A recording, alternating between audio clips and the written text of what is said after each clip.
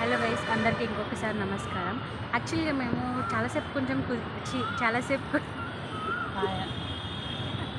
చాలాసేపు కూర్చుని తర్వాత ప్రసాదం పెడతానని ఫాస్ట్ వచ్చేసాం అనమాట.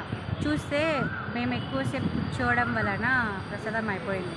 చాలా అంటే చాలా బాధతో నేను శంషేర్ ఎంత బాధ నేను చెప్తూనే ఉన్నా, ఫస్ట్ పోయి ప్రసాదం తర్వాత నా మాట వింటే కదా. చాలా బాధ ఉంది నాకైతే. ప్రసాదం తినకపోవడం చాలా బాధాకరమైన గుడిలో పులిహోర ఎవరైనా మిస్ అవుతారా?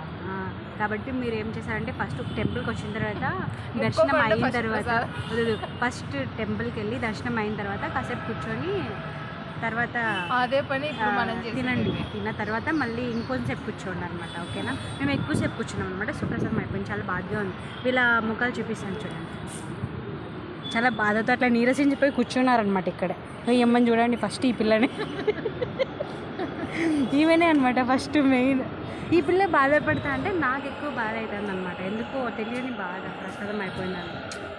Okay guys, next time better luck మాకు. అంతే, బాయ్.